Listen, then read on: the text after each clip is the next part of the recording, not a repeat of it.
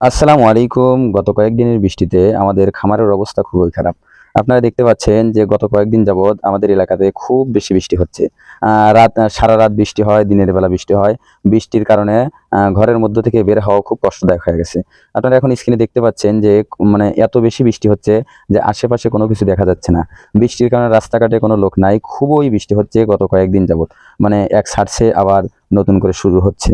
গত কয়েকদিনের বৃষ্টির কারণে আমাদের শখের খামারের যেই পশু পাখিগুলো আছে তাদেরকে খাবার খাওয়ানো এবং তাদের দেখাশোনা করাও কিন্তু খুব কষ্টদায়ক হয়ে পড়েছে। আমি ভাবতেছিলাম যে হয়তো এই বৃষ্টির কারণে আমাদের শখের খামারের বা আমাদের এলাকায় খুব বেশি কষ্টদায়ক অবস্থা হয়ে পড়েছে। কিন্তু যেটা দেখলাম সেটা হচ্ছে যে আমরা যতটা না কষ্টে আছি এর চাইতেও বহু গুণে কষ্টে অনেক মানুষ আছে। আপনারা এখন স্ক্রিনে দেখতে পাচ্ছেন এটি হচ্ছে আমাদের বন্ধুর বাড়ি যাওয়ার রাস্তা। আমাদের বন্ধু সামনে যাকে দেখতে পাচ্ছেন এ হচ্ছে আমার বন্ধু। এই বন্ধুর বাসায় যাওয়ার জন্য যখন আমরা রওনা করি, তার বাসার কাছাকাছি যাওয়ার পর দেখতে পাই তার বাড়িতে ঢোকার জন্য প্রত্যেকটি জায়গা একেবারে বৃষ্টির পানিতে ডুবে গেছে। আপনারা দেখতে পাচ্ছেন আমার বন্ধু আমার সামনে হাঁটতেছে, কিন্তু অনেকটা পানি হয়ে গেছে, প্রায় ১ হাত পানি হয়ে গেছে বাড়ির উঠানে। আমরা এখন যেখানে আছি আপনারা দেখতে পাচ্ছেন এটি কিন্তু একটি বাড়ির উঠান। বাড়ির উঠানে এতটা বেশি পানি হয়ে গেছে যে এক ঘর থেকে অন্য ঘরে যেতে হলেও পানির মধ্য দিয়ে হেঁটে যেতে হচ্ছে। আপনারা সামনে দেখতে পাচ্ছেন অল্প কিছু পানি হলেই কিন্তু তাদের বাড়ির ঘরের মধ্যে পানি ঢুকে যাবে এমন অবস্থা হয়ে গেছে। তাদের বাড়িতে যেই পশু পাখিগুলো আছে, দেশি মুরগি আরও বিভিন্ন জাতীয় যেই পশু পাখিগুলো আছে সেগুলো কিন্তু মাটিতে বসতে পারছে না।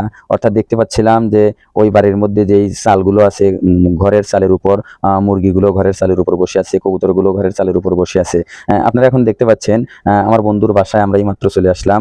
আসার পর দেখতে পেলাম যে বাড়ির উঠানেও কিন্তু অনেক বেশি পানি। শুধু বাড়ির উঠানে পানি না, আপনারা একটু লক্ষ্য করলে দেখবেন যে আমার বন্ধুর শখের ছাগলের খামার কিন্তু ছিল। অনেকগুলো ছাগল আমার বন্ধুর ছিল। তার মধ্য থেকে কিছু ছাগল বিক্রি করে দিয়েছি, এখনো অনেক গুলো ছাগল আছে। আপনারা দেখতে পাচ্ছেন তার ছাগলের ঘরের মধ্যে পানি চলে আসছে। ছাগলের ঘরে পানি চলে আসায় সে কিন্তু বাঁশ দিয়ে একটা মাচাল বানায় তার উপর কিন্তু ছাগলগুলোকে রেখেছে। আপনারা দেখতে পাচ্ছেন অনেকগুলো ছাগল বাড়ির উঠানে পানি থাকার কারণে সে কিন্তু ছাগলগুলোকে উঠানে ছাড়তে পারছে না।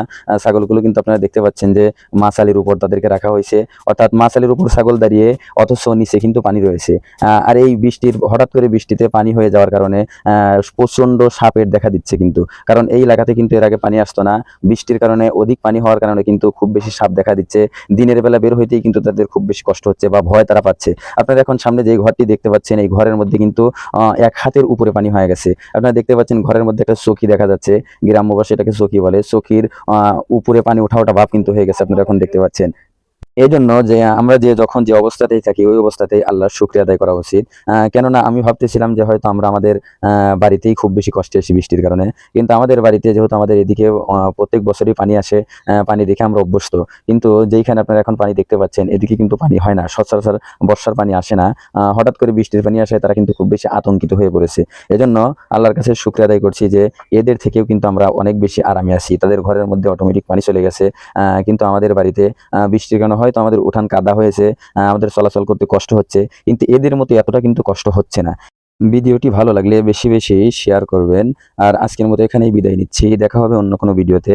আসসালামু আলাইকুম রহমতুল্লাহ।